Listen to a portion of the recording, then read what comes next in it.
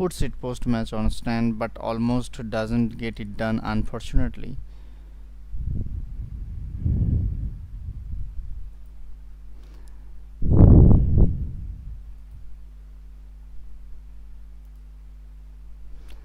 South Africa versus Australia. Australia hosts South Africa in Perth on Saturday morning as they look to average disappointing 33-7 defeat to the Springboks in the Rugby Championship opener.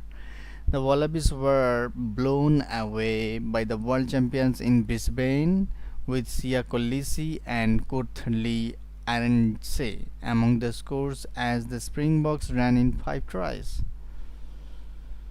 Coach Joe Skimt will look for an improved performance in Perth as he continues to build on his young, much-changed side, who had beaten Wales and Georgia in the summer test as a warm-up for the championship.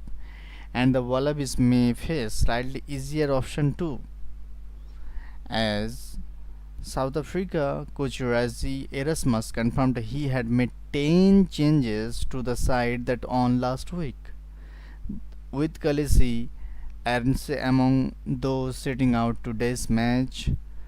Whether Australia can take advantage of a supposedly weaker South Africa starting 15 remains to be seen, but there will be no respite from the Springboks as they chase their first Rugby Championship title since 2019.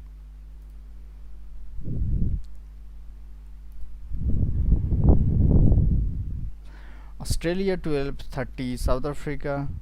The Springboks are really dominating now, gaining about 30 meters with their latest forward. It almost ends. So the latest update. It will be Australia who finish on the attack as they find the overlap and gain some ground, courtesy of Corey Bate. He is brought down soon enough though, and the world champions kick out for a 30-12 win in Perth as it happened.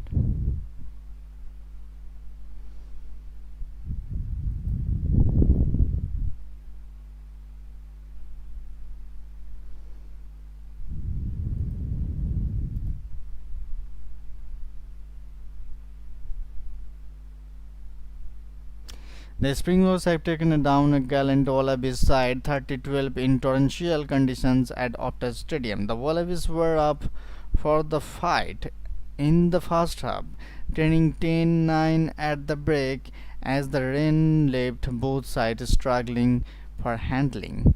However, the Springboks' experience of the bench coupled with the string injuries to the Wallabies front rowers presented the opportunity for a second half surge. Hooker Malcolm Marks scored a double at the back of the rolling maul and sealed the victory to toss for to the Rugby Championship ladder in front of 58,197 spectators. The Wallabies opened the scoring via the boot of Noah Lolesio, but were forced to show off their impressive scramble defense as the Springboks had 2 golden opportunities to score the opening try. It started when Cheslin Kolbe got the ball in space, with Saka Feinberg Mango Mazulu unable to take his pass with a clear view of the line. A minute later, an errant crossfield kick from Australia's 22 landed in Makazole Mapimpi's hands, stopped by a great try saver from Tom Wright. However, the third time proved that charm as South Africa unleashed on the counter-attack, with Afili Fassi winning the race to Mapimpi's grabber.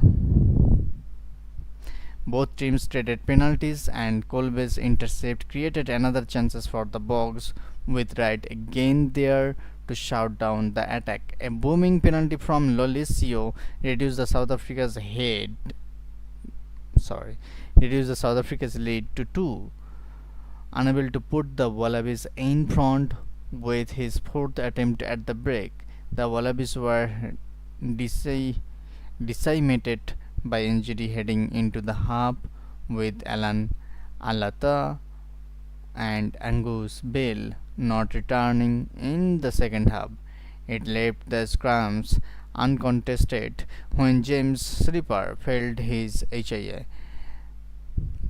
with Josh Nasir following the trio off as the Wallabies were forced to attack with 14 for a minute before returning to their full allotment. The Springboks extended their advantage right after the break as Marco van Staden powered over 1 for 18-9 lead. With the Wallabies down their entire starting front row, the visitors continued to target them, though the rolling maul as Malcolm Marx slid over the line. The Wallabies continued to fight to get their way back into the contest as they threw everything at the world champions. In the end, the Springboks were there to repel their attack, and a yellow card to debutant Seru Uru presented the opportunity to Marks to drive her over once again, the game stealing try.